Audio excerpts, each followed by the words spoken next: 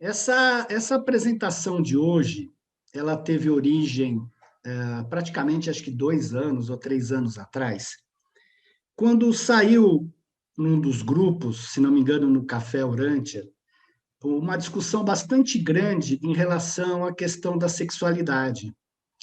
E as pessoas, de uma forma geral, mostravam todas as suas crenças, as suas repressões em relação ao sexo.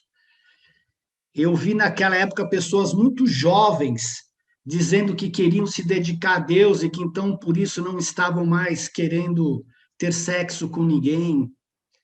Eu vi outras pessoas totalmente assim, se expressando mesmo no grupo, reprimidas. E aí foi que eu pensei, lógico que todos nós temos os nossos grilos, principalmente colocado pelos costumes, né? E eu fiquei pensando, o que será que o livro de Urântia diz a respeito do sexo? Eu não tinha me atentado, porque ele é dividido em várias partes. Então, eu fiz uma pesquisa e montei essa apresentação, que é totalmente baseada no livro de Urântia, e no fim deu uma história muito bacana, muito coerente sobre a questão do sexo junto à humanidade. Por sinal, eu acho que é uma das crenças mais importantes que nós temos que superar, aceitar a questão da sexualidade com naturalidade, porque nós temos muitos mecanismos sociais que querem controlar esta função. Não só a igreja quer controlar o casamento, como quer controlar a tua conexão com Deus, como também quer te passar a forma que você tem que viver. Não é que a igreja esteja totalmente incorreta, mas a questão é que, em vez de nos comunicar, nos ensinar valores superiores, elas nos passam repressão. Boa noite. Desde a nossa infância. Boa noite, Liane. Desde a nossa infância. Então, é importante, e como a gente tem falado em questão da culpa, das emoções, nós temos que questionar todas essas crenças.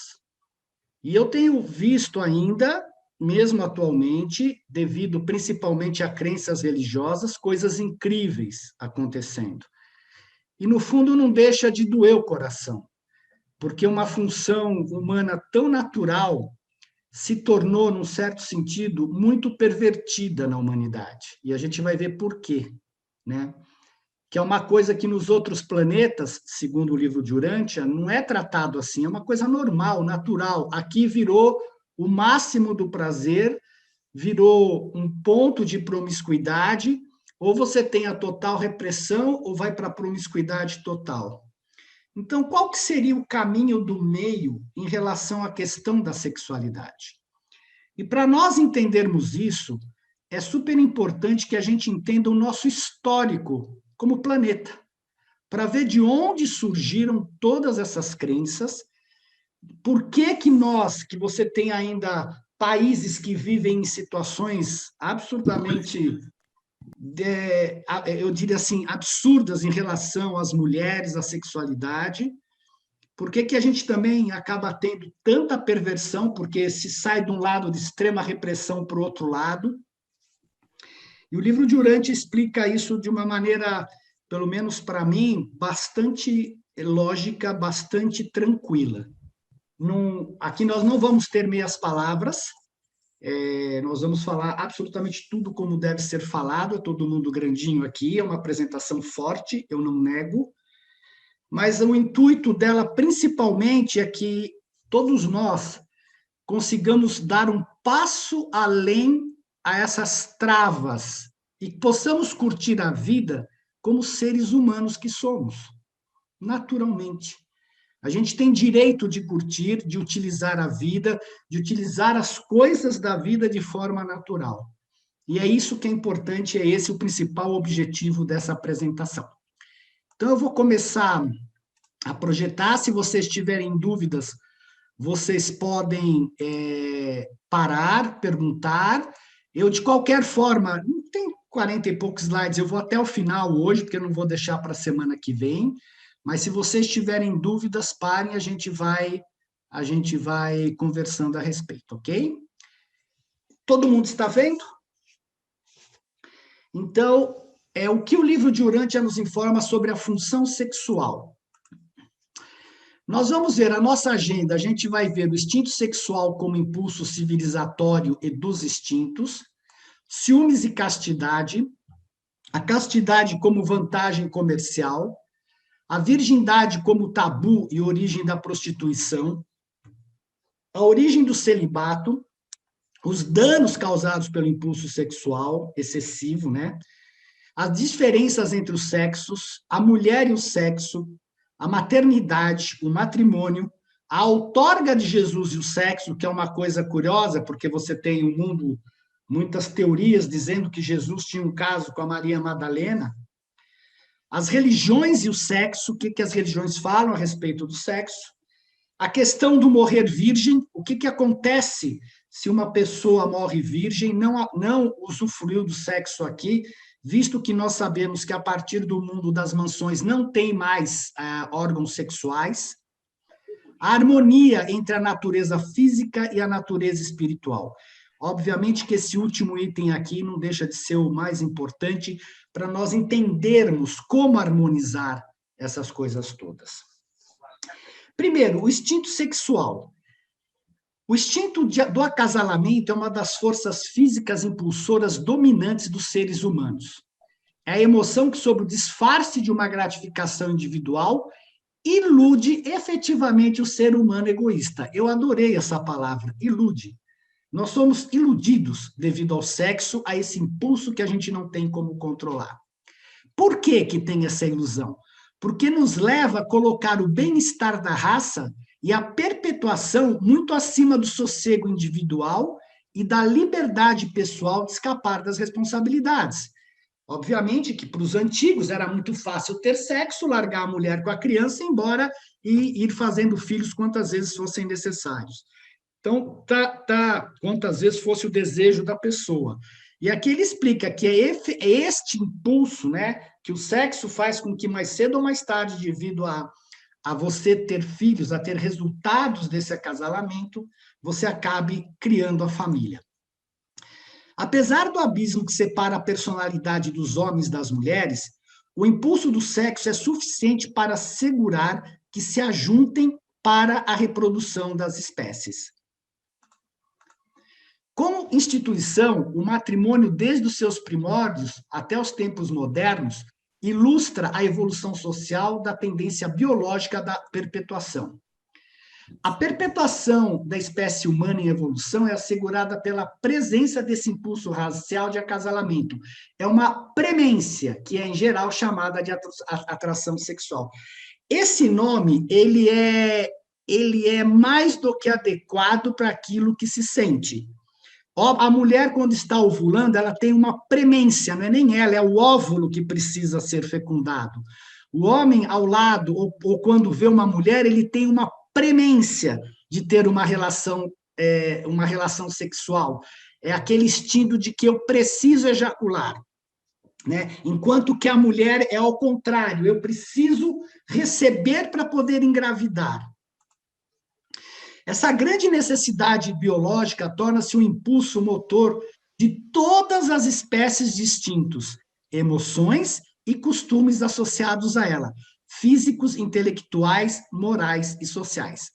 Por aí você vê a importância do que é o impulso sexual e a questão séria que a gente vê no mundo de quem quer se tornar celibatário à força. Você está indo contra um instinto evolucionário. É muito difícil quem tem um impulso sexual normal ir contra esse instinto evolucionário.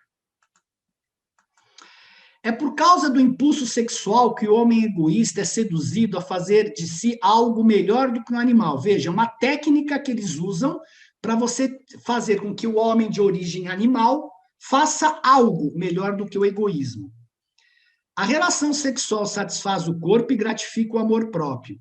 Entretanto, acarreta certas consequências de abnegação e assegura que se assumam numerosos deveres altruístas e responsabilidades para com o lar que beneficiam a raça. Principalmente no início, deve ser muito mais devido a você saber que você tem um filho do que efetivamente a questão do amor, que eu não sei se no início da humanidade existia já esse sentimento, né? Nisso, o sexo tem sido um civilizador, não reconhecido, mas insuspeito para o selvagem. E esse mesmo impulso do sexo, automática e inequivocadamente, obriga o homem a pensar e, finalmente, pois, o leva a amar. Então, veja que o sexo, ele leva o homem, né, a pensar, a significar aquela situação e depois ele cria os laços afetivos. Muito interessante essa forma como eles acharam de fazer com que um ser de origem animal venha a ser mais do que um animal. Isso é uma técnica. O sexo como função natural. O homem primitivo não fez do sexo um fetiche exagerado. A função reprodutora recebia apenas uma quantidade limitada de atenção. O selvagem tinha a mente natural, nem obscena, nem lasciva. Bem diferente do que nós temos hoje em dia, onde você tem todo o marketing, todo mundo focado na questão da atração do outro, na questão do sexo sem compromisso, na questão de se mostrar cada vez mais atraente, única e exclusivamente devido ao sexo. Os ciúmes, né? O ciúmes sexual moderno não é inato, é um produto da evolução dos costumes. Então, veja que o ciúmes não é inato da nossa evolução. O homem primitivo não era ciumento da sua esposa. Ele estava apenas resguardando a sua propriedade. Está aqui o grande problema. O grande problema não, digamos, a grande questão em relação à mulher principalmente. O motivo de se manter a esposa sob limitações sexuais mais restritas do que as impostas ao marido era o fato de que a infidelidade marital dela envolveria a descendência e a herança. Então, ele estava muito mais preocupado com a propriedade do que com o ser humano mulher. Muito cedo, a marcha da civilização foi má a reputação do filho ilegítimo. A princípio, apenas a mulher era punida pelo adultério. Posteriormente, os costumes também decretaram a punição do seu parceiro. E durante um longo tempo, o marido ofendido ou o pai protetor tinha o direito pleno de matar o invasor masculino. Os povos modernos mantêm esses costumes que toleram os crimes chamados de honra sobre uma lei tácita. Interessante porque a honra é só em relação à mulher e não ao homem. Nos tempos de outrora, muitas práticas hoje consideradas imorais foram encorajadas. Não era infrequente que as esposas primitivas sentissem um grande orgulho das relações dos seus maridos com outras mulheres. A castidade nas donzelas era um grande obstáculo para o matrimônio. Conceber um filho antes do matrimônio aumentava em grande parte os atrativos da mulher como esposa, já que o homem ficava certo de ter uma companheira fértil. Veja como os costumes mudam, como a mentalidade muda ao longo da evolução. Lógico, é uma evolução, mas é interessante você ver que os antigos, num certo sentido, eles eram mais civilizados do que nós estamos hoje em relação ao sexo, né? E a castidade era como uma vantagem comercial. Por quê? Desde que o tabu da castidade teve a sua origem como uma fase dos costumes que rege a propriedade, ele aplicou-se inicialmente às mulheres casadas, mas não às moças solteiras. Anos mais tarde, a castidade era mais exigida pelo pai do que pelo pretendente. Uma virgem era um bem mais comercial para o pai, pois acarretava um preço mais alto. A prática era pagar ao pai da noiva um preço em reconhecimento do serviço de educar apropriadamente a noiva, de um modo casto, para o futuro marido. Uma vez surgida essa ideia da castidade da mulher, arraigou-se tanto entre as raças que se tornou prática enjaular literalmente as moças, prendendo-as de fato durante anos a fim de assegurar a sua virgindade. É duro ler isso, né? Mas a virgindade como tabu e origem da prostituição. E desse modo, os padrões mais recentes e as provas de virgindade deram origem automaticamente à classe das prostitutas profissionais. Elas eram as noivas rejeitadas, aquelas mulheres que as mães dos noivos verificaram não serem mais virgens. Esses certificados de virgindade que vocês estão vendo aqui é verdade, viu? Depois eu vou falar dele no final. Existe na Turquia ainda, eles revogaram, mas você era obrigado a provar que você era virgem antes de casar. E a questão da virgindade, a questão do ímen, virou um tabu, virou um tormento para a mulher. Porque, cientificamente, o ímen é uma membrana que bloqueia parcialmente a entrada da vagina. Ele aparece em certos mamíferos para proteger as fêmeas durante a sua infância dos riscos de infecções. Daí, durante essa fase da vida, as meninas a fase da vida das meninas ser uma membrana relativamente espessa e resistente. No entanto, com o aproximar da puberdade, essa membrana torna-se muito mais fina e pouco resistente. Então, veja o que se passou devido a uma coisa natural, a uma coisa que é uma proteção para a mulher, todas as crenças que foram criadas em relação a isso. A origem do celibato. Em meio aos povos mais recentes, a puberdade era a idade comum do matrimônio, o que, no entanto, avançou na proporção direta do progresso da civilização. Muito cedo na evolução social, ordens peculiares e celibatárias de homens e de mulheres surgiram, e foram iniciadas e mantidas por indivíduos que, em algum grau maior ou menor, careciam do impulso sexual. Se eles careciam do impulso sexual, é aquela história, se eu faço alguma coisa, eu tenho uma falta, eu quero que os outros também me sigam. Então, quem não é, por assim dizer, normal, que tem as suas funções normais, fazem com que querem arregimentar seguidores para aquilo que ele tem. É assim tudo que a gente tem na vida. Se você tem raiva de uma pessoa, geralmente você vai conversar com a outra porque você quer que aquela pessoa também compre a sua raiva da outra para que ela faça alguma coisa. E assim, um tentando convencer o outro da sua verdade. Então, a origem principal do celibato está aqui. Nós vimos que o sexo é uma premência, né? Eu já li isso daqui logo no começo, mas qual é o que essa premência acarreta? Que ele torna-se um impulso motor de todas as espécies distintas. Nenhuma emoção ou impulso humano, quando não controlado e quando tolerado nos excessos, pode produzir tantos danos e pesares quanto esse poderoso impulso sexual. A submissão inteligente desse impulso às regras da sociedade é o teste supremo para a realização de qualquer civilização. O autocontrole, mais um autocontrole maior, é a exigência sempre crescente para a humanidade que avança.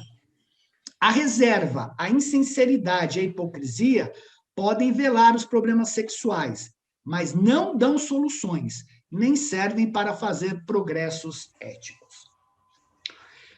A gente entende que a sexualidade,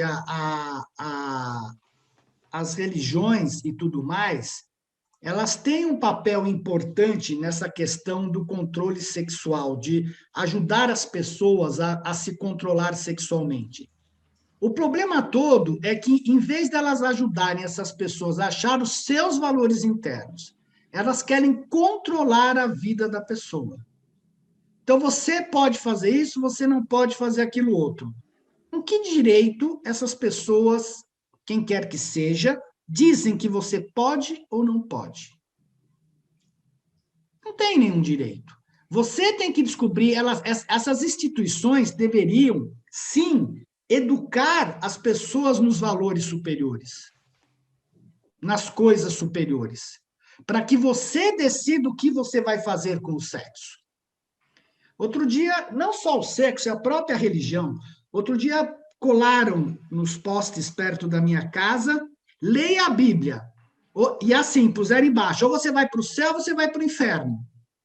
Então, você não tem escolha. Porque através do medo, eu vou te controlar. Você vai para o inferno, e você teme o inferno. Então, essa é a diferença. Em vez das instituições orientarem, ajudarem, Fala, olha, você está com seu marido? Ótimo, faça o que você quiser. Agora, entrou na promiscuidade, é uma outra questão. Oriente para que a pessoa possa escolher. Porque o controle sexual tem que ser nosso e não imposto. Tudo aquilo que você reprime se volta contra você. E é chamado aquela bendita sombra que outro dia passamos um vídeo aí mostrando ela. É a sombra que faz esse mal da humanidade. Não é tanto mal, mas nós negarmos a nós mesmos, negarmos o que somos e não saber tratar aquilo que nós somos. Tem pessoas que escrevem assim, mas eu sou bom. Bom no quê? Nós somos bons e somos terríveis. Eu tenho que agregar este lado terrível, o lado que a gente chama de bruxa, o lado que a gente chama de sombra, e a partir dele exercer a minha vontade de não exercer aquilo lá, mas de aceitar e falar, olha, legal, eu te entendo, eu te acolho, mas não é esse o caminho que eu quero seguir. Como a gente pode resolver isso? Porque senão você reprime, você não se integra como ser humano. Você fica com o seu lado sombra lá quietinho, te cutucando a vida toda, e chegando no fim da vida você vai ter um monte de doenças, senão você vai correr atrás, vai se destrambelhar todo. A gente tem que entender que nós somos uma unidade. Tudo que está dentro de nós, tudo que nós vimos, a gente vê nesse mundo, está dentro de nós, senão nós não reconheceríamos. A gente tem dentro de nós o terrorista. A única coisa é que eu não exerço o terrorismo. A gente tem dentro de nós as coisas boas, coisas que eu posso, por minha vontade, exercer. Então, a questão sexual, de obrigar os padres a não terem sexo e outras coisas mais, não é uma opção. A Bíblia falou, você tem que obedecer. Por quê? E olha o que está acontecendo com os religiosos no mundo todo, vocês sabem muito bem disso. E depois todo mundo abafa e esconde, porque, afinal de contas, são religiosos. Isso tem uma razão. Você está reprimindo e não endereçando um impulso civilizatório. E você pode rezar quantas Ave-Marias, quantos Pai Nossos você quiser, que esse impulso precisa se manifestar de alguma forma. Você vai correr 500 quilômetros, ou você vai nadar o que você quiser, mas ele tem que ser... Quando sai esse impulso, é hormônio, ele vem para ser expresso. Ele precisa de uma ação. E nós vimos na palestra de emoção que se você, quando se libera esses hormônios, não há uma ação, onde ele fica reprimido? Nas células, ele fica reprimido nos músculos e nos tecidos. E criam todas as dores do corpo. Então, muito que se tem, não são problemas assim, são problemas de sexo realmente que as pessoas têm, reprimido, e que se manifestam de outras maneiras por não termos um canal adequado de expressão dele. Alguma dúvida? Vão me bater já ou não?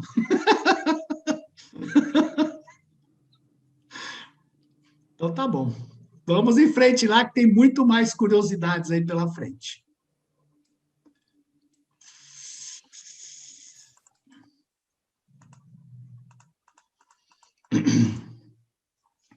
Danos do impulso sexual, a busca desenfreada do prazer. Originalmente, a propriedade era uma instituição básica da automanutenção, enquanto o matrimônio funcionava como a singular instituição de autoperpetuação. Perfeito.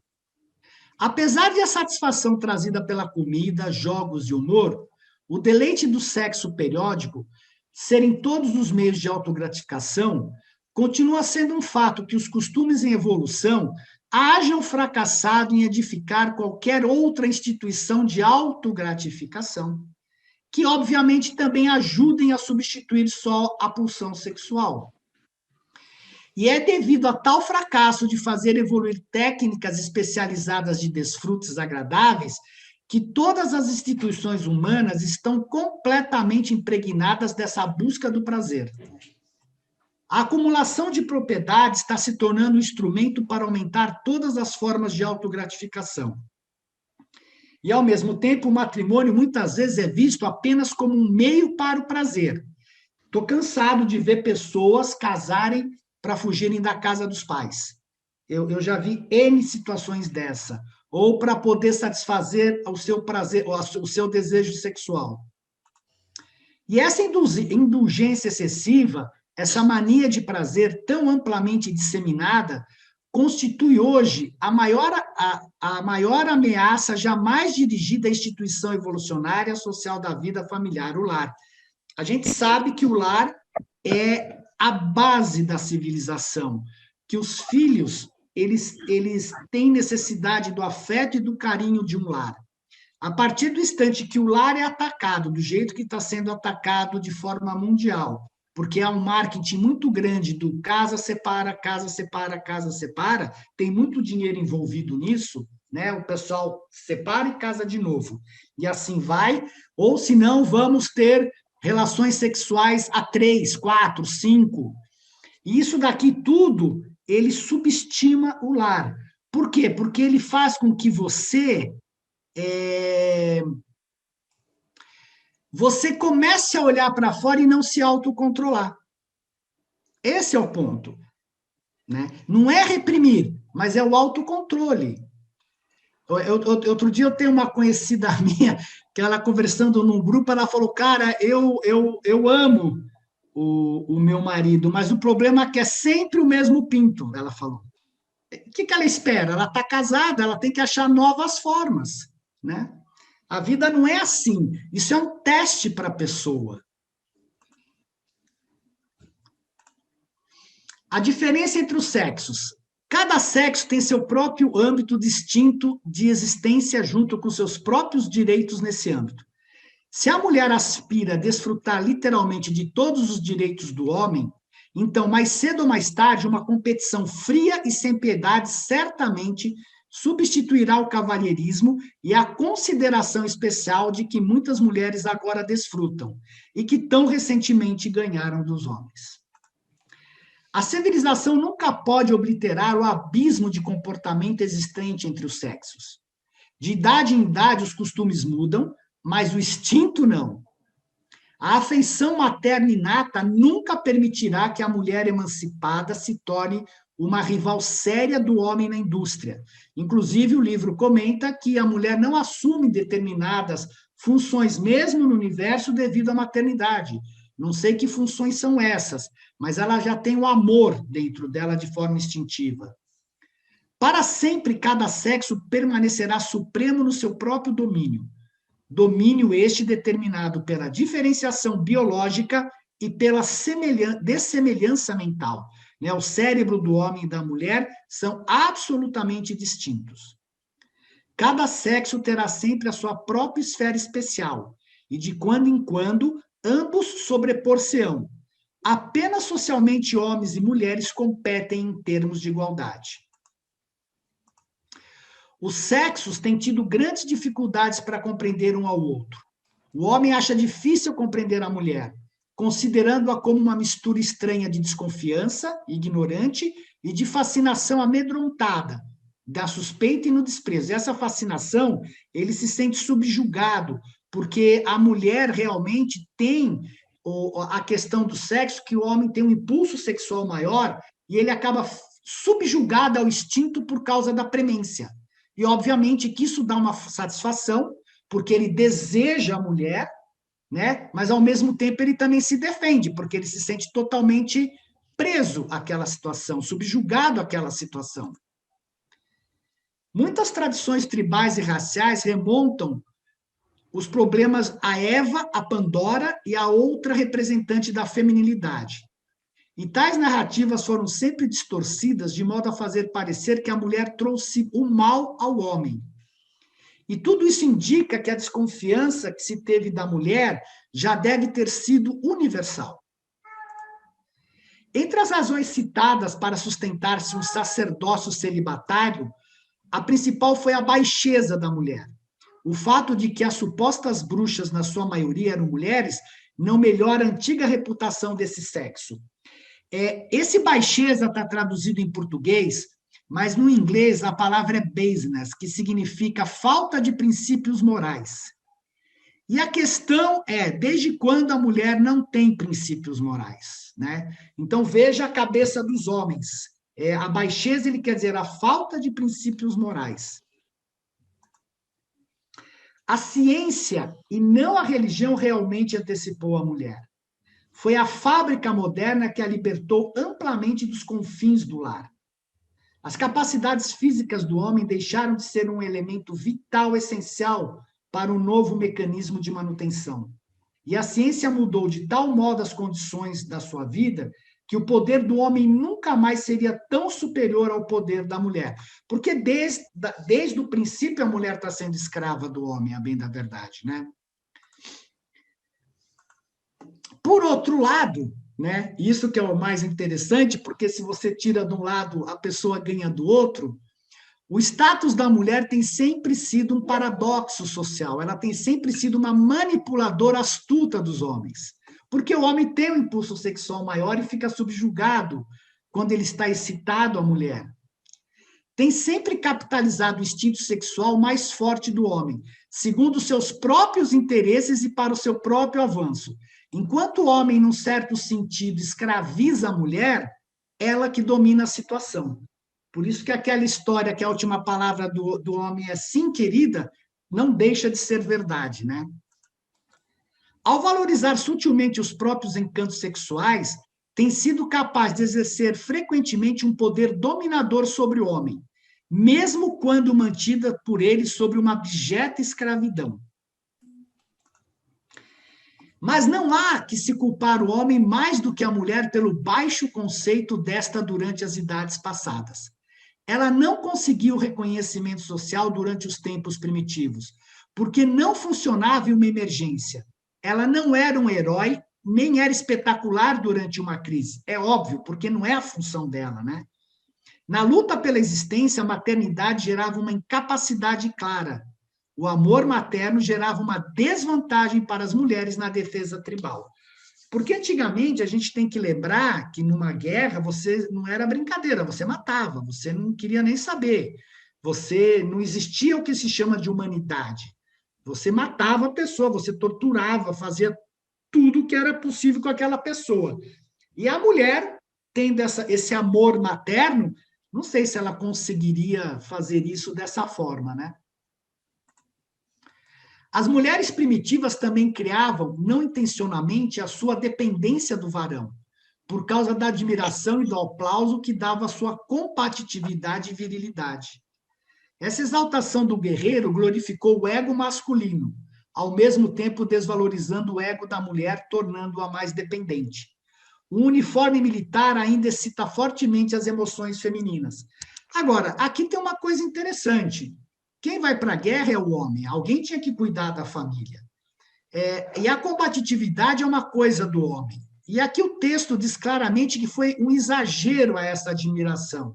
Porque ao mesmo tempo que o homem não admirava ou não reconhecia o trabalho que a mulher tinha em casa, ela reconhecia o trabalho do seu parceiro em manter a tribo, em defender a tribo.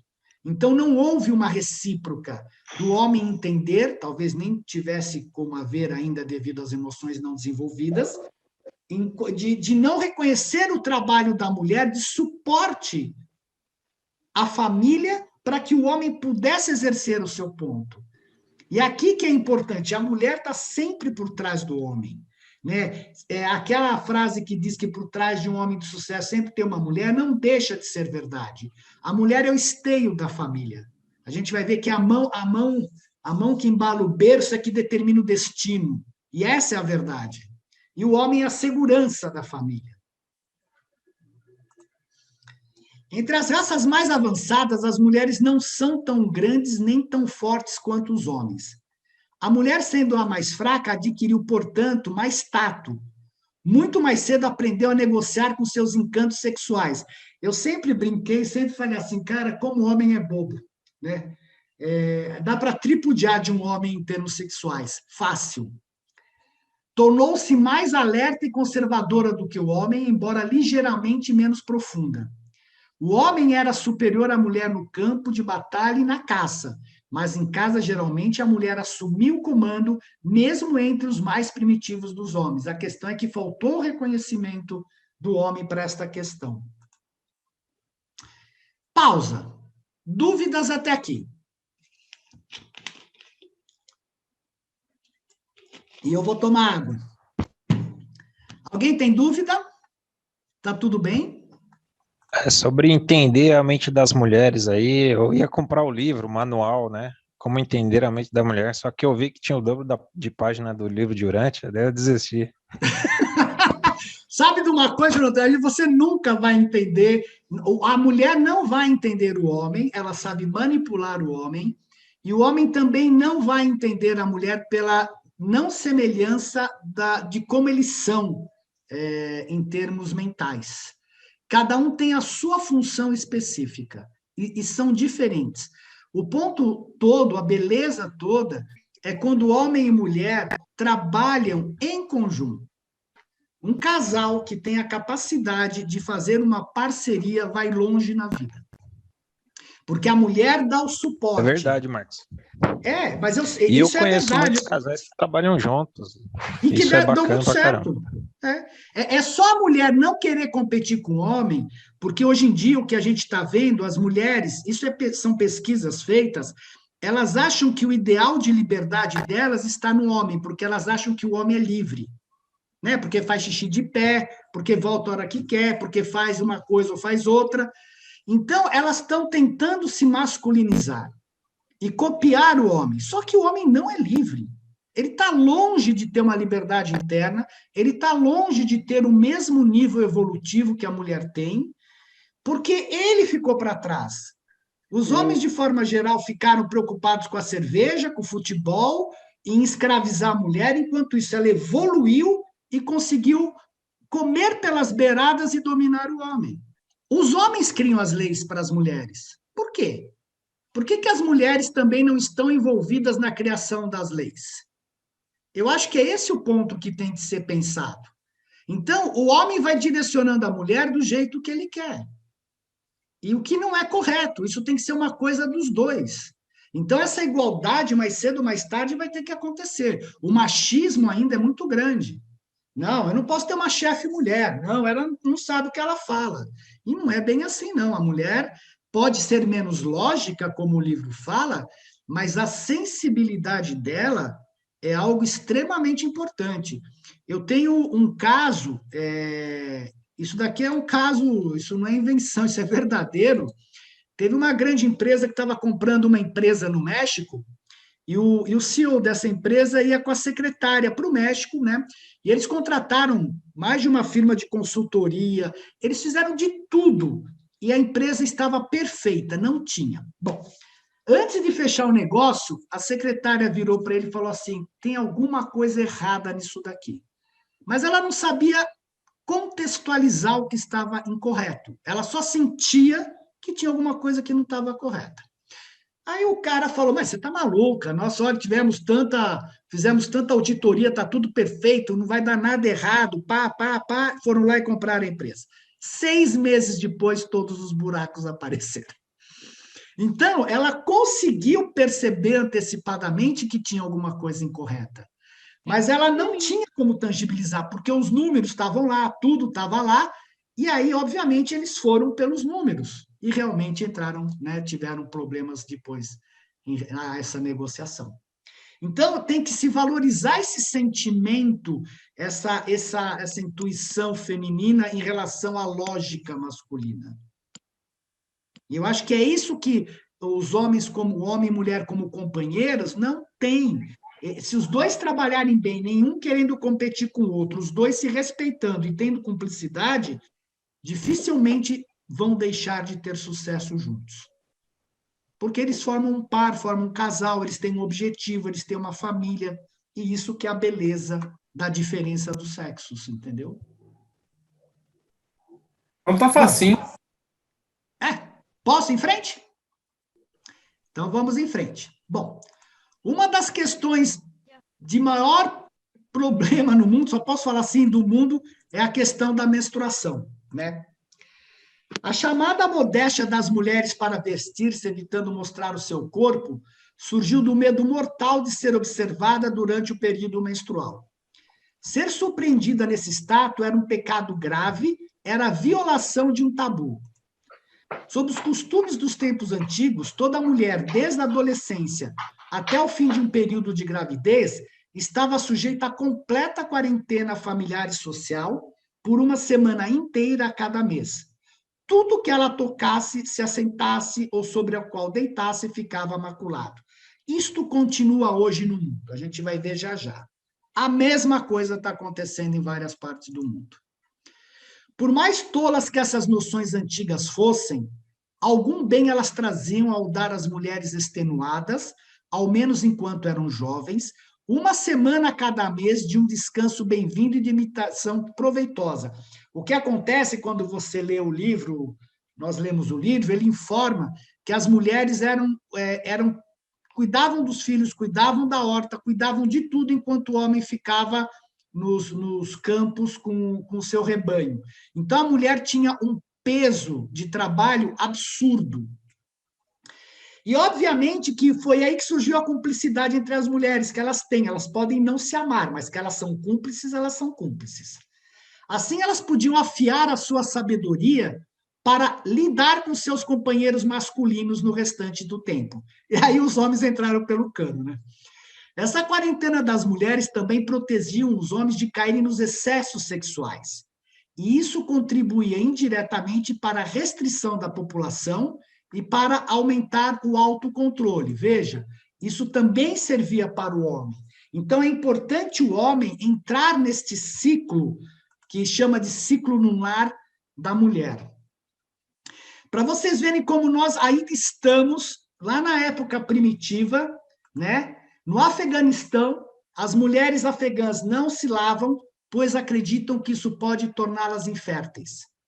Além disso, uma pesquisa da Unicef feita com garotas entre 12 e 18 anos mostrou que 62% delas usam tiras de roupa no lugar de absorventes porque não têm acesso ao produto.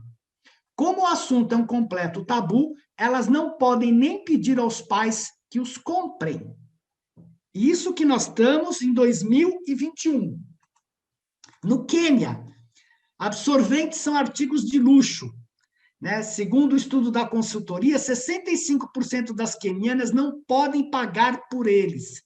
Como alternativa, usam pedaços de roupa, folhas de jornal e espumas de colchão. A dificuldade de acesso atinge principalmente as mais jovens. Elas perdem, em média, 6 semanas de aula anualmente, porque ficam em casa, já que não têm o que usar quando estão menstruadas. Índia, as mulheres não podem entrar na cozinha, pois dizem os indianos que o fato de estarem menstruadas pode estragar a comida. 28% das garotas não vão à escola nesse período por não ter absorvente. O assunto é proibido a tal ponto que não se fala sobre ele nem entre mães e filhas. E 45% das jovens acham que o sangramento tem a ver com algum problema de saúde. O tema foi abordado no documentário Absorvendo o Tabu, premiado com Oscar em 2019. As nepalesas menstruadas são levadas para cabanas e ficam isoladas durante o tempo de sangramento. Acredita-se que elas podem trazer desgraça à vida das pessoas, ao seu entorno e aos rebanhos. A prática chamada de Chapaldi foi banida pela Suprema Corte do Nepal em 2005, mas ainda é seguida por famílias em regiões mais afastadas do país. O Sadhguru, ele fala uma coisa muito interessante nesse livro, Engenharia Interior. Para mim foi um livro excelente. Ele fala que as mulheres jovens têm uma vantagem, porque elas estão em sincronia com ciclos lunares de 28 dias. Mas muitas tratam como uma maldição. É fantástico o corpo estar conectado aos ciclos solares, como os homens, e aos lunares, que os homens não estão. As pessoas não sabem lidar com essa energia extra gerada nesse tempo e tratam-na como um problema. A gente tem que lembrar também que, durante o mês, a mulher libera uma quantidade gigantesca de hormônios, né, para preparar o óvulo para receber o espermatozoide e ter uma criança. Na menstruação, e todo esse hormônio, obviamente, se não utilizado, ele fica o quê? A gente viu que é que nem o medo, ele fica dentro da mulher. E através da menstruação, ela libera toda esta carga. Por isso que muitas mulheres, acho que a maioria, sentem um alívio quando a menstruação vem, porque é como se toda aquela carga hormonal saísse. Ela começa a sair do corpo e dá um alívio. Isso é importante. Tem um projeto no Brasil sobre a licença menstruação, né? Que a mulher pode se afastar do trabalho por até 3 dias no mês, durante o período menstrual, podendo ser exigida a compensação das horas não trabalhadas. Nos países asiáticos, como Coreia do Sul, no Japão, já existe uma lei desde a década de 40 para tratar essa questão.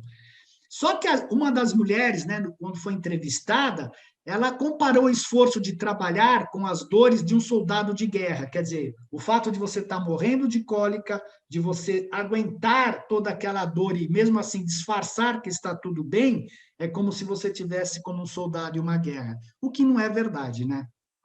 Eu conheço muitas mulheres que desmaiavam, geralmente no primeiro dia da menstruação, de tanta cólica. A maternidade. As mulheres parecem ter mais intuição do que os homens, mas também demonstram ser um tanto menos lógicas. A mulher, contudo, tem sempre sido o esteio moral e tem tido a liderança espiritual da humanidade. É a mão que embala o berço que confraterniza o destino. E aqui tem uma coisa interessante sobre que eu acho que a gente tem que pensar com essa questão da mulher, da mãe, de embalar o berço, porque os homens consideram isso, a questão da menstruação, um problema, mas eles esquecem que eles nasceram devido a isso. Eles nasceram devido a este processo. Então, como é que eles podem ter todo este preconceito em relação às mulheres se a partir deste processo natural que eles nasceram? Vamos em frente, que tem mais curiosidades aí pela frente. Mas guardem essa frase, é a mão que embala o berço e que ainda confraterniza com o destino, porque é a mulher que conduz tudo, né? Ela que cuida do bebê. O amor de mãe é instintivo, tá aqui, ó, é instintivo, por isso a questão da mulher não ser combativa. Não se originou nos costumes como o matrimônio. O amor maternal é, entre todos os mamíferos, um dom inerente dos espíritos ajudantes da mente do universo local, do nosso Espírito Santo, né? E a força em força e em devoção é sempre diretamente proporcional à duração do período na infância da espécie em que a dependência total é mantida. Porque nós sabemos que o ser humano é o único animal que, ao nascer, precisa de assistência. Se não tiver assistência, ele morre. A relação entre a mãe e o filho é natural, forte, instintiva e, consequentemente, é tal que obriga as mulheres primitivas a submeterem-se a muitas condições estranhas e passarem por provas de uma severidade indescritível. Bom, eu leio essas coisas, né? Eu penso na nossa evolução, eu falo, cara, é difícil isso daqui, né? Mas essa compulsão ao amor materno é a emoção limitadora que sempre tem colocado a mulher em uma desvantagem imensa em todas as lutas com o homem.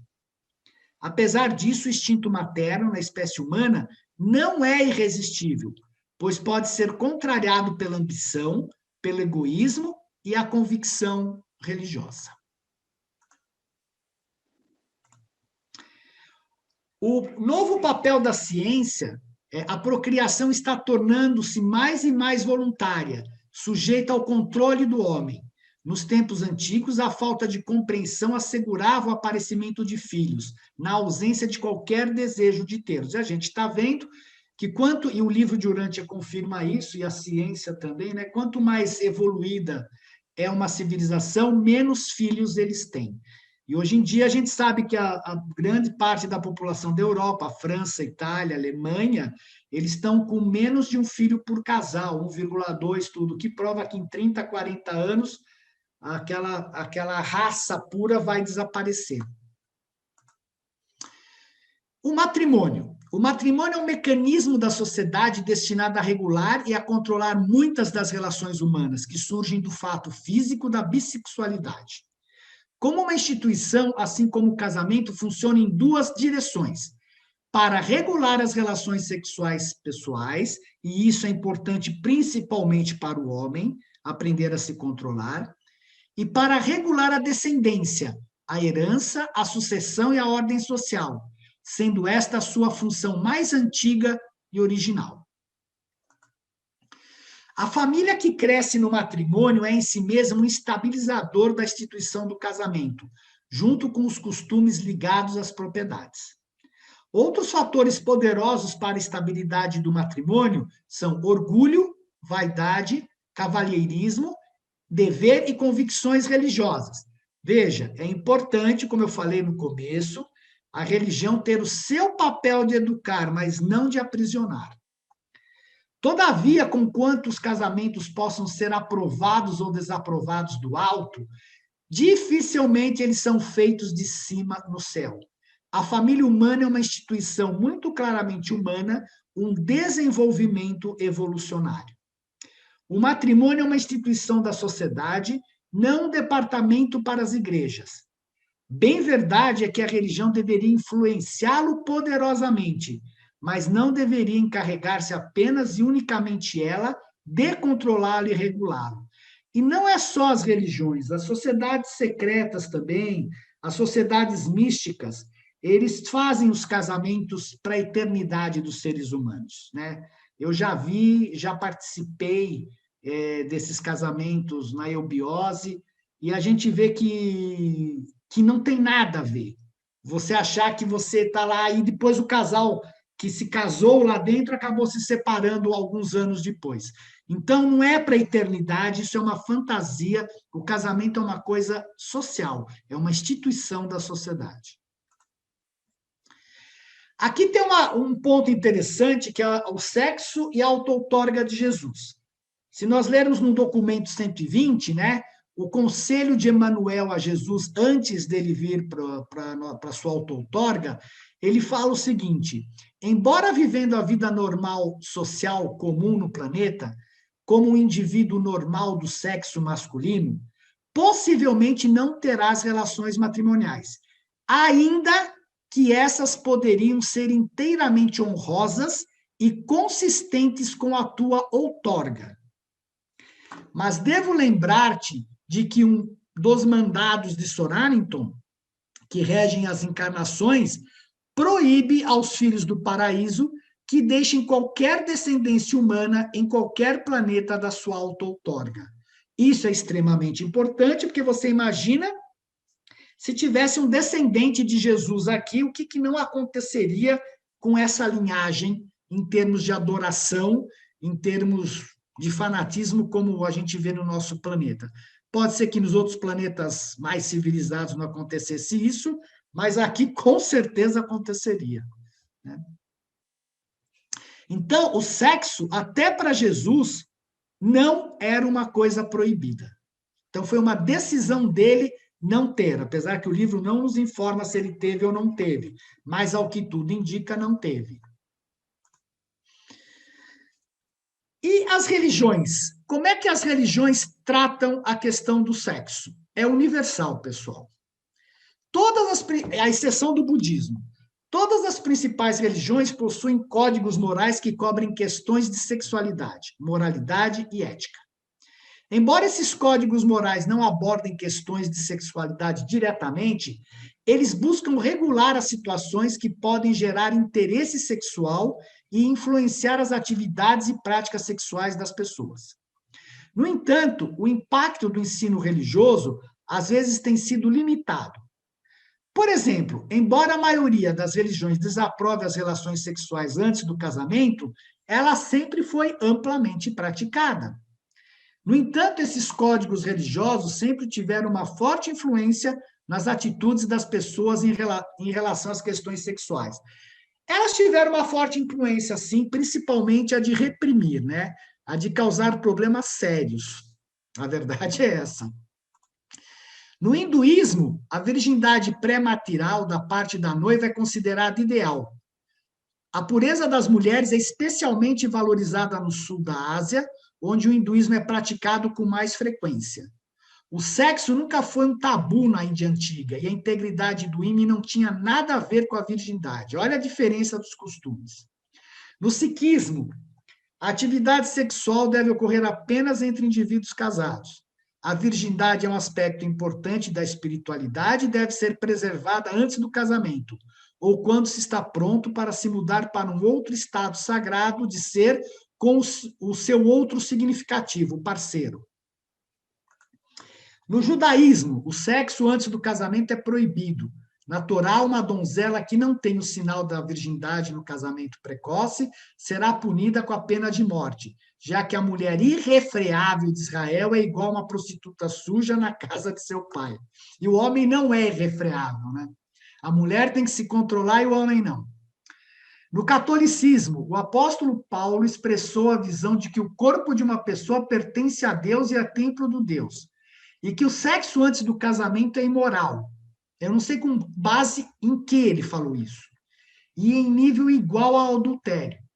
Paulo também expressou a opinião de que a abstinência sexual é o estado preferido para homens e mulheres. Quer dizer, a gente está aqui e não procria. No entanto, ele afirmou que as relações sexuais são esperadas entre um casal. Eu, sinceramente, não entendo como Paulo teve a iluminação e depois falou isso. É difícil para eu entender uma coisa dessa, cara. O islamismo. O Islã considera o sexo extraconjugal pecaminoso e proibido. Em algumas sociedades muçulmanas, um ato de sexo antes do casamento pode resultar em vergonha pessoal e perda da honra familiar. Veja, tudo relacionado a culpa e medo. Em outras sociedades muçulmanas modernas, como a Turquia, exames para verificar a virgindade de uma mulher são uma prática clínica que às vezes é aplicada pelo Estado. Em 1999, o Código Penal turco foi alterado para requerer o consentimento de uma mulher antes de realizar tal exame, porque ela era obrigada a fazer o exame da virgindade. Budismo, para mim, é o melhor que tem, né? A formulação mais comum da ética budista para seguidores leigos são os 5 preceitos do caminho óctuplo. Esses preceitos tomam a forma de compromissos voluntários e pessoais, não de mandato ou instrução divina. O terceiro dos 5 preceitos é abster-se de cometer má conduta sensual.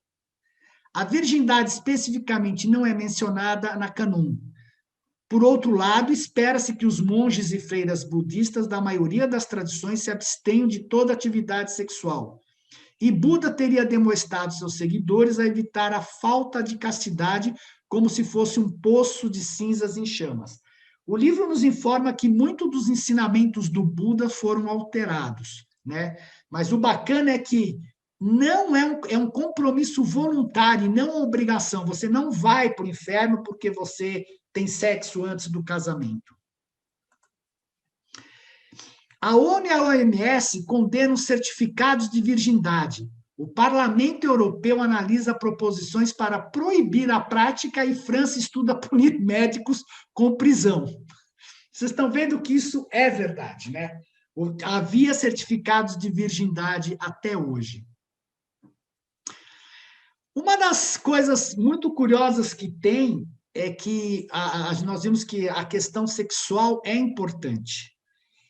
Que é um prazer, ele gratifica, não é a única coisa a gratificação através do sexo, mas tem a questão de se você morreu virgem, e agora? O que acontece se uma pessoa morre sem ter tido uma relação sexual? Então, o que fala o livro de Urântia aqui, né? Nos 7 mundos das mansões, os mortais ascendentes têm amplas oportunidades de compensar todas e quaisquer privações experienciais sofridas nos seus mundos de origem, seja devido à herança, ao ambiente ou a um término prematuro e infeliz da carreira na carne. Olha que interessante, as pessoas vivem perguntando, por que nasceu paralítico? Por que nasceu cego? Por que isso? No mundo das mansões, tudo isso vai ser compensado. Você nasceu dessa forma aqui porque pode ter sido por problemas genéticos. Não é porque você veio para pagar karma. Só que no mundo das mansões, você vai ser compensado por aquilo que você deixou, esteve privado aqui durante a sua encarnação.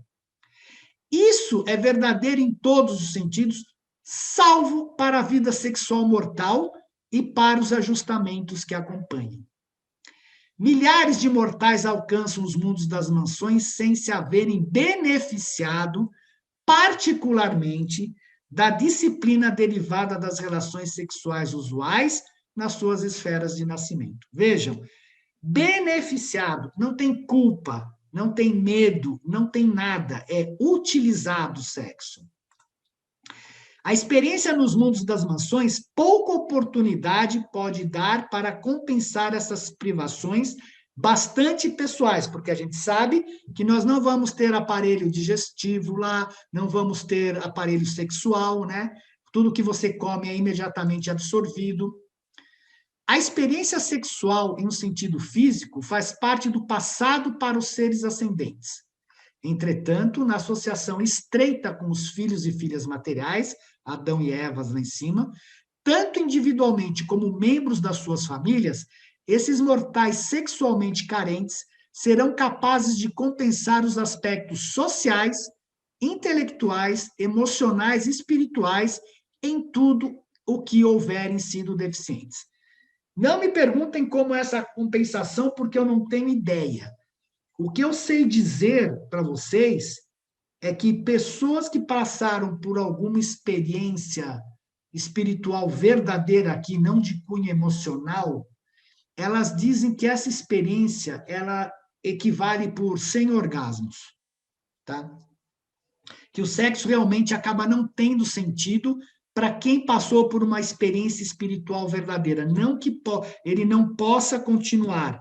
Eu conheço um casal que ele passou por uma experiência, ele afirmou, eu estava com eles jantando, e ele afirmou que realmente a experiência não se compara a uma relação sexual, só que ele é casado e continua tendo relações sexuais com a esposa dele.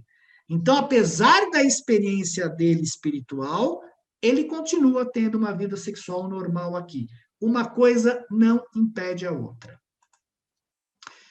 Assim, a todos aqueles humanos a quem as circunstâncias ou o juízo errôneo houveram privado dos benefícios de ligações sexuais vantajosas nos mundos evolucionários, aqui, na capital do sistema, Jerusalém, são oferecidas oportunidades plenas de adquirir essas experiências mortais essenciais, em associação íntima e amorosa com as supernas criaturas sexuadas adâmicas, de residência permanente nas capitais dos sistemas. Só que você não vai ter sexo lá.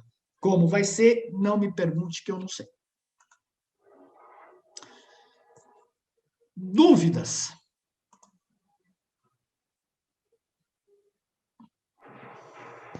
Acho que o Hudson tinha levantado a mão. O Hudson perguntou assim, sobre a escolha de Jesus não ter relação sexual, foi uma restrição imposta aos filhos criadores? Sim, é uma restrição. Não é não ter relações. O filho criador não pode é deixar descendentes. Ele pode, eventualmente, ter relações sexuais. Ele não pode deixar descendentes. É diferente. E nem escritos. Tanto é que Jesus rasgou tudo, quando ele voltou a Nazaré, ele rasgou tudo o que ele tinha feito. Bom, vamos ver a parte final, que é como é que essa harmonia entre a natureza física e a natureza espiritual.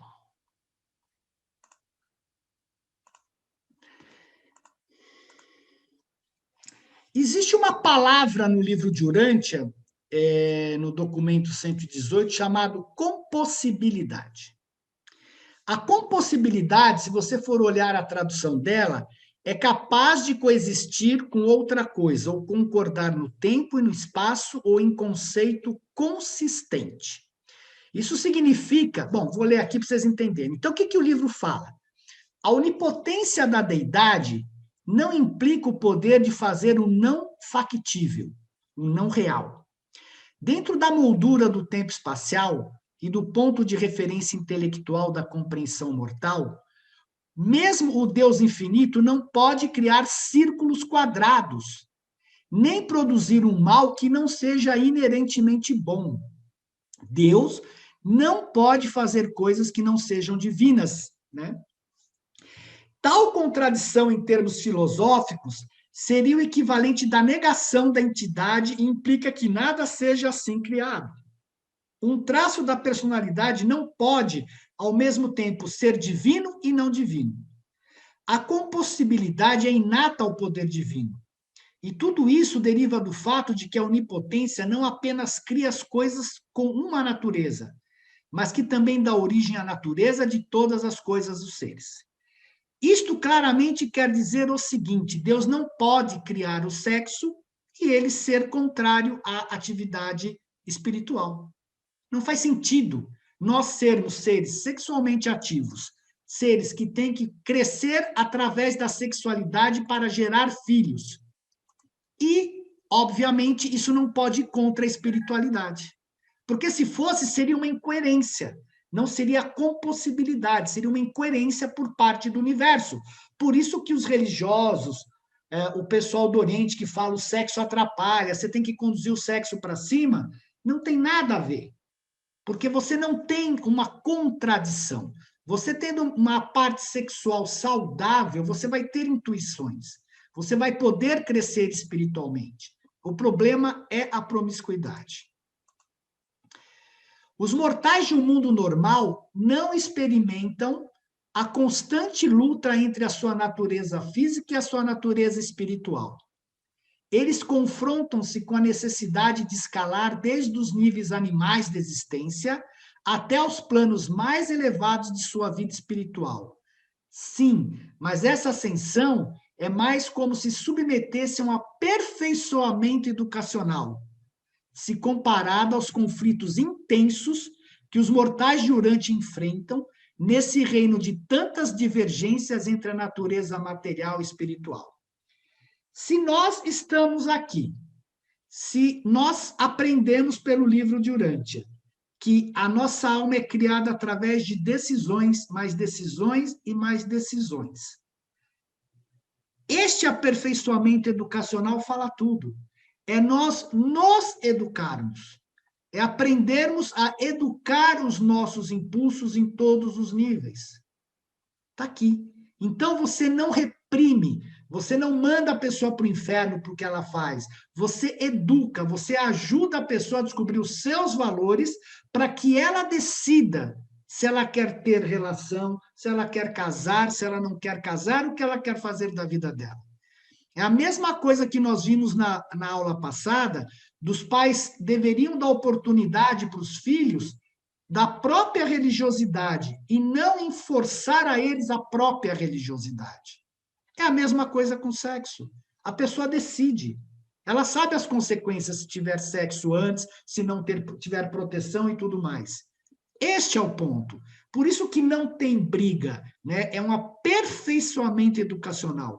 Não existe, não deveria existir essas divergências entre a natureza material e espiritual, pois isso iria contra a compossibilidade divina. Não seria coerente. E isso que os religiosos e as pessoas não entendem de uma forma geral. Devido ao quê? Aos costumes que vêm lá de trás. Os mortais de Urante estão obrigados a passar por tais lutas pronunciadas entre o espírito e a carne, pelo fato de seus ancestrais remotos não haverem sido completamente adamizados pela auto-outorga edênica.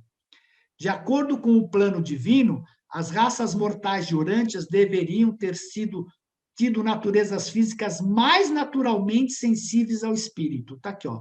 Isso foi o plano do Micael, que a gente fosse mais sensível ao espírito. Só que a coisa virou completamente ao contrário devido à rebelião.